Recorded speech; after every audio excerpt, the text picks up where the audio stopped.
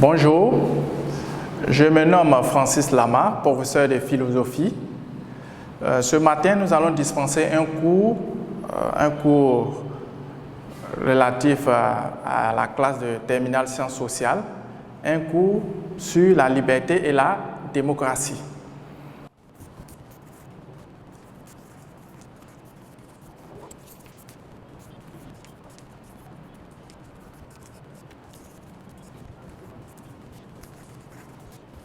Ok, ce matin, nous allons évoquer ce que c'est que la liberté et ensuite nous allons parler de la démocratie.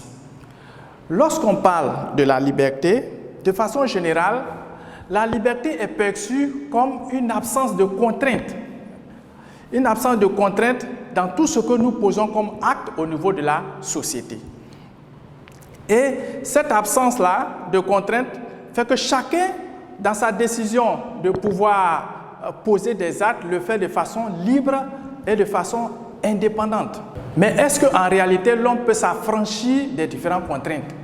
Est-ce que l'homme peut se libérer totalement de toutes ces activités-là, de toutes ces contraintes au sein de la société? Dans la société dans laquelle nous vivons, dans laquelle les hommes y sont, les hommes sont soumis à des règles. Et ces règles-là, il faudrait que tout un chacun puisse les respecter. Et pour qu'il y ait une certaine harmonie, une certaine cohésion sociale. Parce que lorsque, au sein de cette société, c'est au sein de cette société que tout un chacun va exercer sa liberté. Mais en exerçant cette liberté, il ne faut pas oublier l'autre qui est en face de soi, c'est-à-dire autrui. Autrui aussi a le droit de jouir de sa liberté. Donc, tout en menant votre liberté, il faudra tenir compte aussi de l'autre. Pensez que cette personne aussi a la capacité de jouir de sa liberté. Donc, dans la société dans laquelle nous vivons, nous avons des règles de fonctionnement, des règles qui régissent un peu le fonctionnement politique, économique, etc. Que tout un chacun est tenu de respecter. Donc, lorsqu'on parle ici de liberté, parlant de liberté, il faut comprendre que la liberté n'est pas l'absence totale de contraintes. La liberté n'est pas, comme on le dit, le libertinage. Parce qu'il y a dans cette société un ensemble de règles que tout un chacun doit choisir, que tout un chacun doit effectuer pour pouvoir permettre une certaine harmonie dans la société. Dans tout ce que nous posons comme acte, il faut toujours se référer aux lois en vigueur pour pouvoir poser ces différents actes-là. C'est en cela qu'il y a un philosophe allemand du nom de Fichte qui disait que la liberté de l'individu s'arrête là où commence celle des autres. Parce que ce que Fichte dit, quand Fichte évoque cette notion-là, il fait allusion au fait que chacun doit tenir compte des lois en vigueur dans tout ce qu'il fait comme acte, comme choix pour mieux exercer cette liberté-là. Donc voilà ce qu'il faut comprendre un peu dans cette notion de liberté, que chacun doit essayer de jouir au sein de la société. Au niveau de cette liberté, pour mieux apprécier la notion de cette liberté, nous allons essayer de la confronter avec une autre notion qui est la libération, liberté et libération. Parlant de la liberté et libération, sachant que depuis que l'être est venu au monde, l'homme est né dans un milieu naturel. Et dans ce cadre naturel-là, l'homme a été obligé de pouvoir, à essayer de se battre pour pouvoir dominer cette nature-là, pour essayer de soumettre cette nature afin de pouvoir se libérer de cette nature pour mieux jouir de cette liberté-là. Parce qu'au sein même de cette nature, il y a des obstacles. L'homme étant obligé de pouvoir se battre contre cette nature, non seulement pour s'habiller, pour se nourrir, pour créer un cadre favorable pour se loger. Donc, déjà face à cette nature, l'homme a mené un combat pour pouvoir se libérer et maîtriser cette notion, maîtriser cette nature-là pour acquérir une certaine liberté, une certaine sécurité dans ce cadre de vie naturelle. Donc, la maîtrise un peu des lois de la nature a permis à l'homme de pouvoir se libérer. Mais est-ce que cette maîtrise totale, cette maîtrise et cette connaissance des lois de la nature peut permettre une libération totale et définitive de l'homme? Nous dirons que cette liberté, on ne peut pas dire que cette liberté que l'homme a acquise n'est pas est définitive. On ne peut pas l'affirmer d'emblée. Parce que au sein de cette nature, c'est vrai, il y a des lois qui sont là, mais elles ne sont pas suffisantes. L'homme continue toujours de se battre davantage pour acquérir beaucoup plus de liberté au sein de cette nature-là. Donc on ne peut pas dire que l'homme a déjà acquis une certaine liberté totale au sein de cette nature. Donc, lorsqu'on parle de liberté, il faut parler de libération progressive de l'homme. Libération progressive de l'homme pour acquérir chaque jour une certaine liberté face à cette nature-là. Parce que c'est un combat permanent que l'homme doit mener pour obtenir sa libération face à cette nature. Pour continuer, il y a, comment on appelle ça, un philosophe, Victor Hugo, qui dit qu'il est plus facile de se libérer que de se maintenir libre. Il est plus facile de se libérer que de se maintenir libre. Parce que chaque jour, l'homme mène un combat pour se libérer face aux contraintes de la nature. La nature qu'elle doit essayer de maîtriser, connaître un peu ses lois. Mais ces lois-là, pour cette nature, pour la découvrir, il faut toujours mener un combat perpétuel pour découvrir les secrets de cette nature. Cette nature qui, des fois, nous envoie des maladies et que l'homme doit essayer de pouvoir lutter pour pouvoir trouver la solution. Donc, c'est pour cela qu'on dit que face à cette nature, on ne peut pas déjà dire qu'on a acquis une liberté définitive. C'est chaque jour une conquête pour se libérer, pour découvrir les secrets de la nature et acquérir beaucoup plus de liberté, être maître et possesseur de cette nature-là. Donc voilà, nous sommes dans une situation actuellement de maladie qui est le coronavirus. L'homme doit toujours lutter. Voilà que cette maladie-là, ça limite un peu la liberté de tout un chacun au sein de la société. Les gens sont confinés chez eux et ce n'est pas ce que l'homme souhaite. Donc l'homme va essayer par son intelligence de toujours découvrir, de trouver des solutions pour vaincre cette maladie-là et jouir encore plus de sa liberté au sein de cette société-là. Donc voilà un peu ce qu'il faut comprendre dans la notion de liberté et libération que nous venons de voir. Toujours une quête permanente pour acquérir beaucoup plus de liberté au sein de cette société. Ensuite, nous allons voir un peu les différents types en petit b, les différents types de liberté. Les différents types de liberté. Il faut savoir que lorsqu'on parle de liberté, la liberté et le droit sont deux notions interdépendantes. Parce que lorsqu'on parle de droit, c'est un ensemble de règles qui est promulgué par l'État qui indique à tout un chacun de la société ce qu'il faut faire, ce qu'il ne faut pas faire. Or, lorsqu'on parle de liberté, on parle de loi, d'obéissance à la loi au sein d'une société qui est régie par des règles.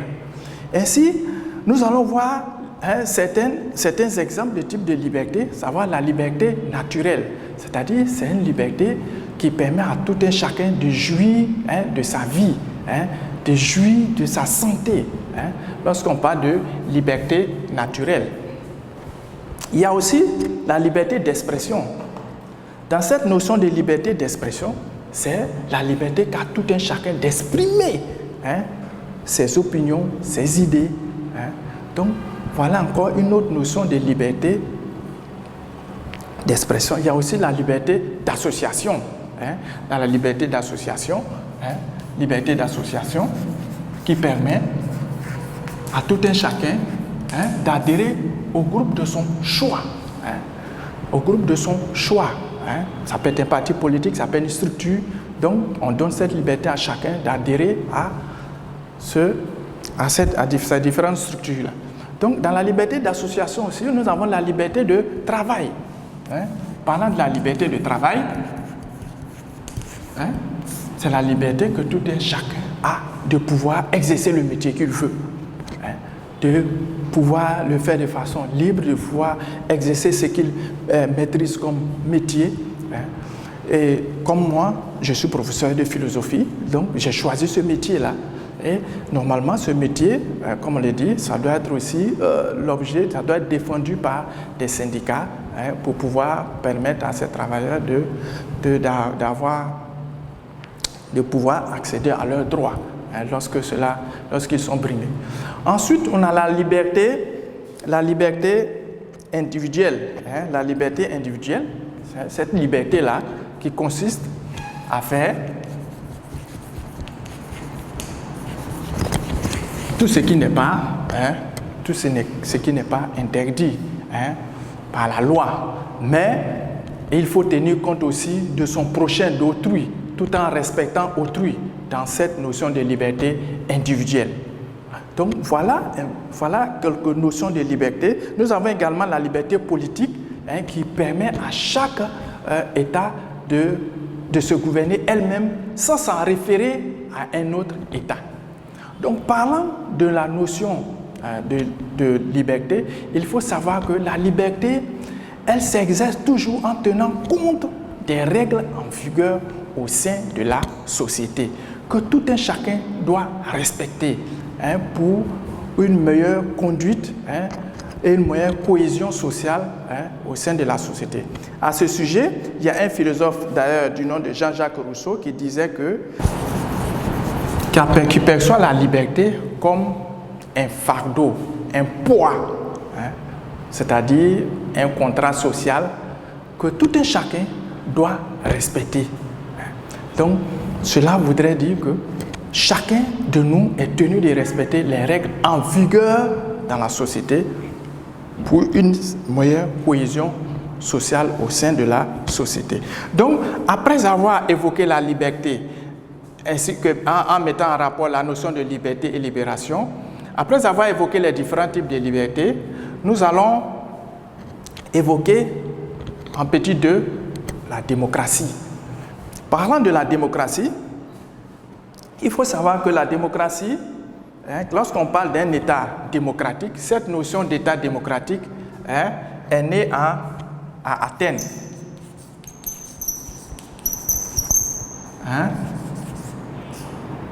Au 5e siècle avant JC. Ok? Donc dans la Grèce antique, Athènes qui a expérimenté cette première notion de démocratie là, donc qui a fait qu'aujourd'hui on parle de démocratie dans le monde. Parce qu'il faut savoir que au tout début, à Athènes, dans la Grèce antique, pour prendre des décisions concernant leur vie, ces personnes étaient réunies dans un seul lieu, une seule assemblée qui pouvait réunir près de 5 à 6 000 personnes. Et ces personnes-là se réunissaient là pour pouvoir prendre des décisions. Mais avec le développement, avec le modernisme, il y a eu un éclatement de la population. Et cet éclatement de la population fait qu'on ne pouvait plus réunir les différentes personnes en un seul lieu. Donc il fallait voir d'autres formes de démocratie pour pouvoir élire les différents représentants du peuple. C'est dans cette notion-là qu'on va parler de démocratie directe.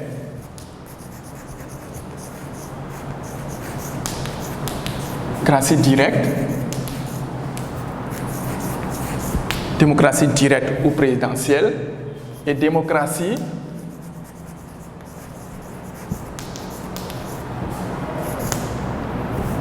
représentative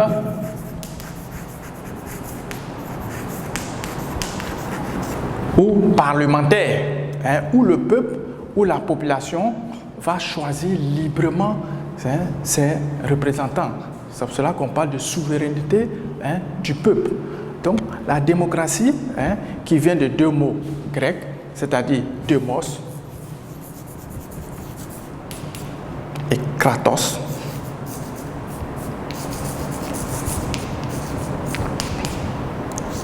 Démos qui signifie peuple et kratos qui signifie pouvoir. Ok?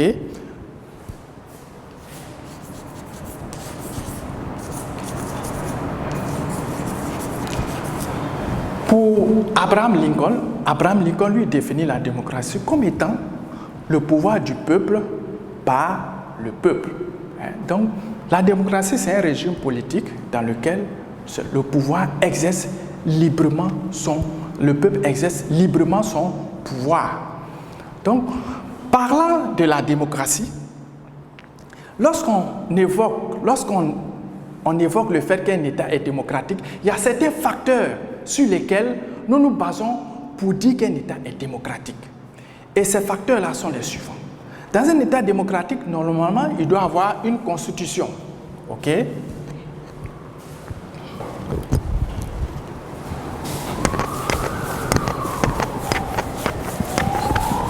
Un État démocratique doit être régi par une constitution,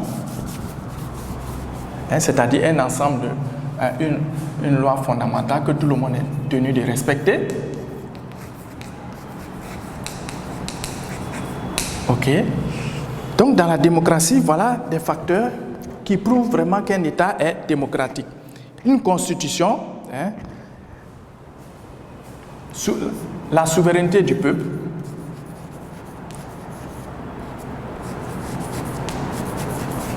souveraineté du peuple.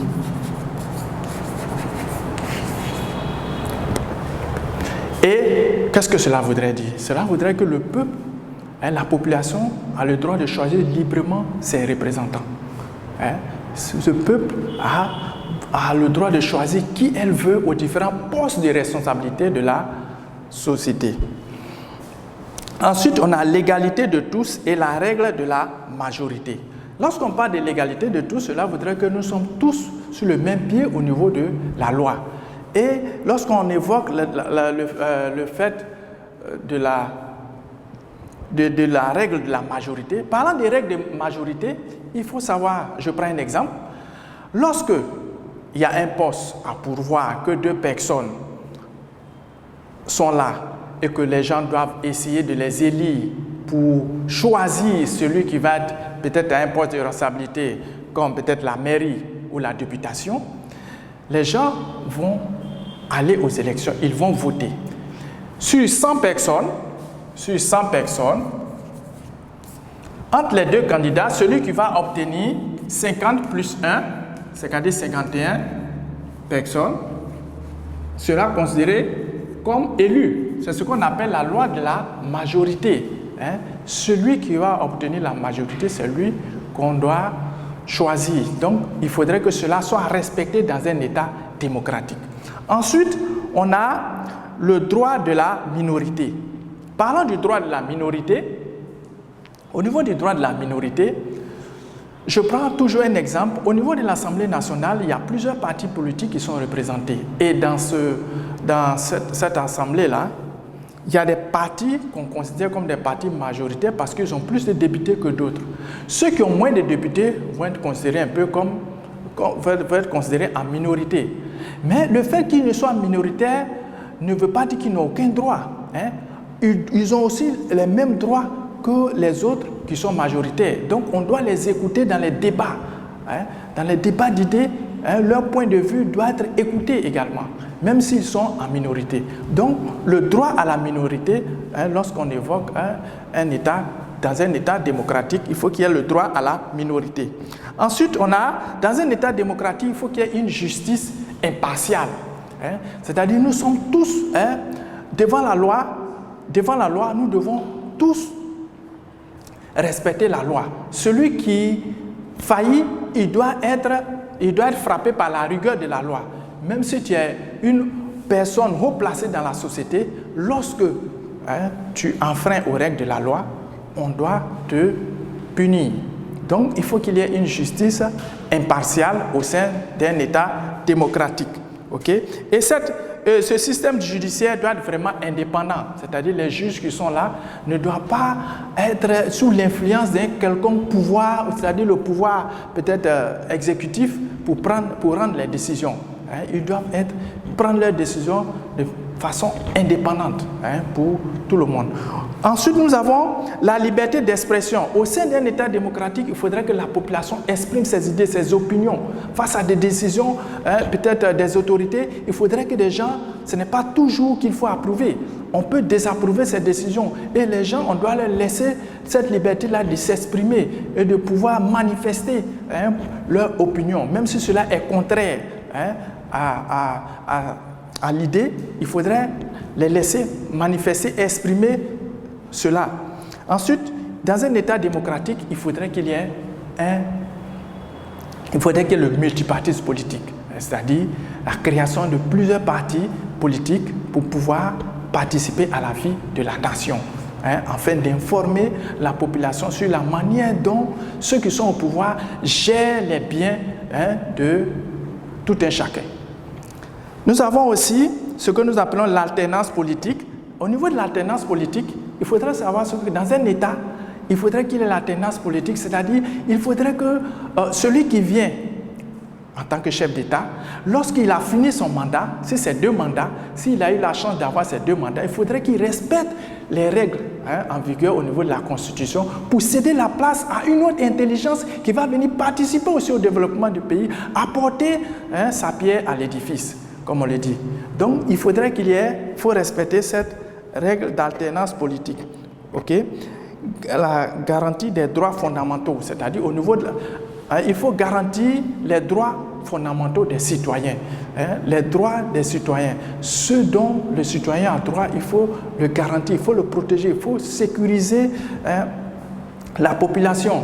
Il faut essayer de les mettre dans les meilleures conditions de vie, de travail, etc.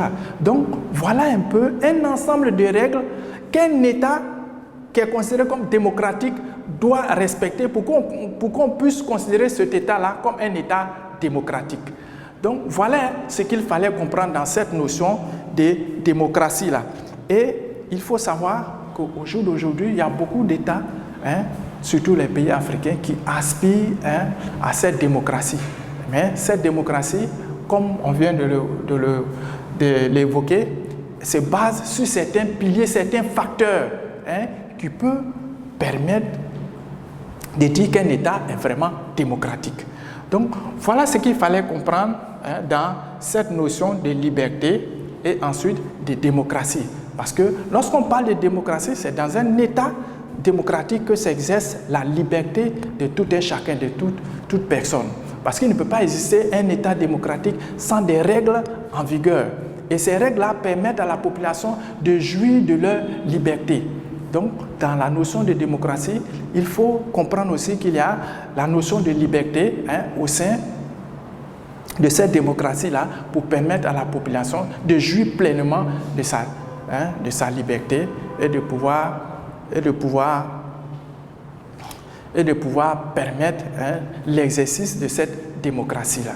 Donc, voilà ce qu'il fallait retenir un peu dans cette notion de liberté et de démocratie, parlant un peu de la liberté qui doit s'exercer dans un État tenu compte des règles en vigueur.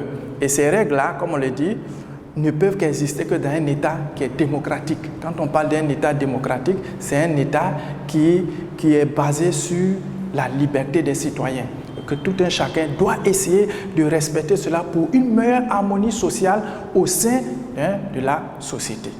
Donc voilà ce qu'il fallait retenir pour le cours de ce matin, ce cours concernant la démocratie et la liberté. Je vous remercie. Information coronavirus. Pour vous protéger et protéger les autres du coronavirus, adoptez ces gestes simples. Lavez-vous très régulièrement les mains ou utilisez une solution hydroalcoolique. Toussez ou éternuez dans votre coude ou dans un mouchoir. Utilisez des mouchoirs à usage unique puis jetez-les. Saluez sans serrer la main et évitez les embrassades.